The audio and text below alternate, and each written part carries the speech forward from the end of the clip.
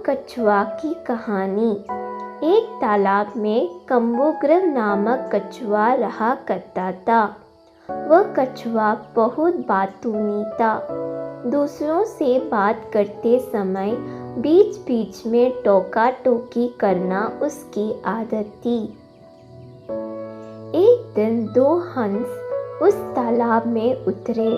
उन हंसों का नाम संकट और विकट था। उन्हें तालाब के आसपास का वातावरण बहुत अच्छा लगा। उसके बाद से वे प्रतिदिन वहां आने लगे।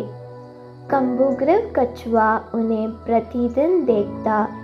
एक दिन उसने उन दोनों हंसों से बात की। वे उसे दोनों भले और सज्जन लगे। शीघ्र ही उनमें कड़ी मित्रता हो गई। हंस रोज तालाब में आते और कछुए से मिलते। फिर तीनों बहुत देर तक नाना प्रकार की बातें करते।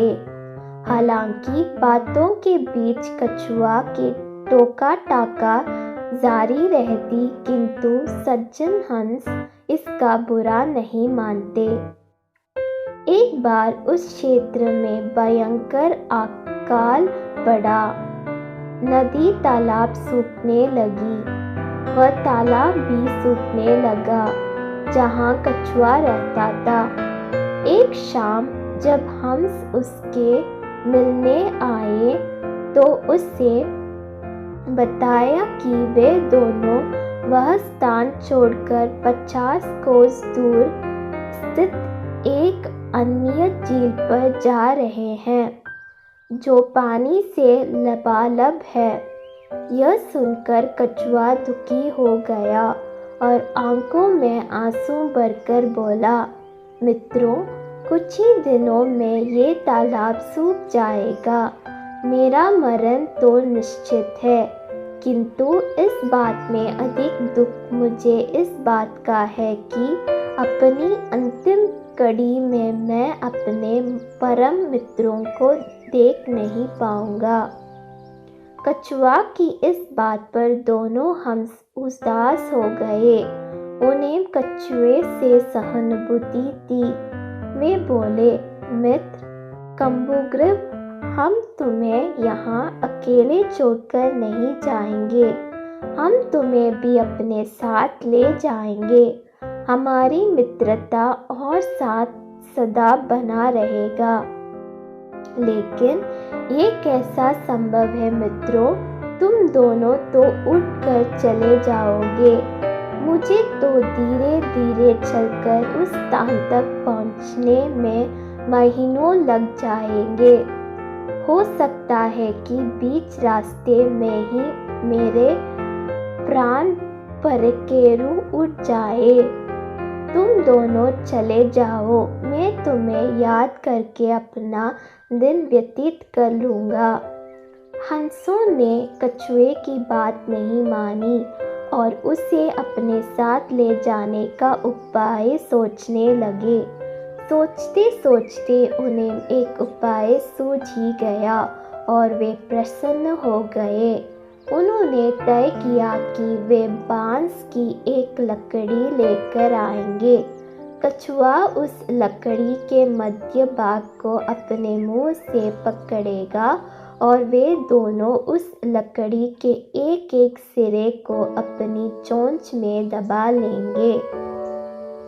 इस तरह वे कछुए को लेकर उड़ते हुए उस झील तक पहुंच जाएंगे। कछुआ भी यह उपाय सुनकर प्रसन्न हुआ।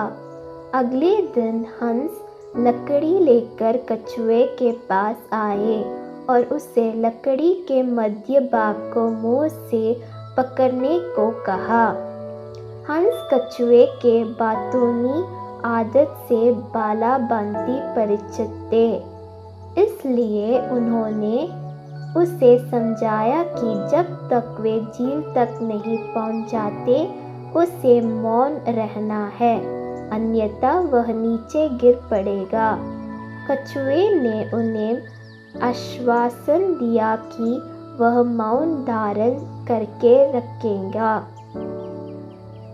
इसके बाद दोनों कछुओं ने दृढ़तापूर्वक लकड़ी के मध्यभाग को पकड़ लिया। हंस लकड़ी के दोनों सिरों को चोंच में दबाकर आकाश में उड़ने लगे।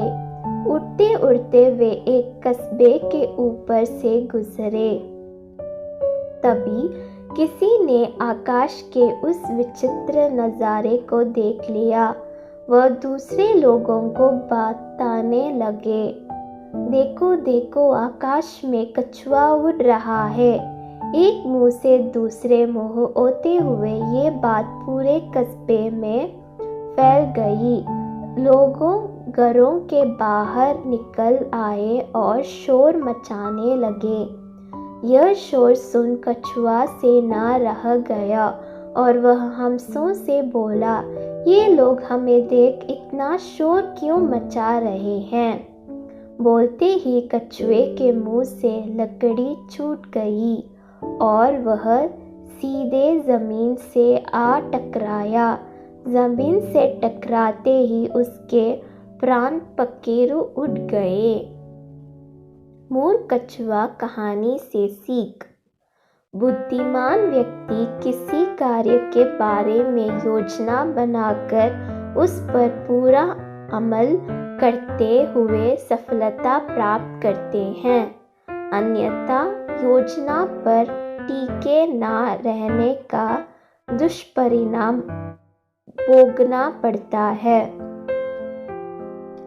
सामूहिक कार्य में समूह के सदस्यों की राय को महत्व देना आवश्यक है।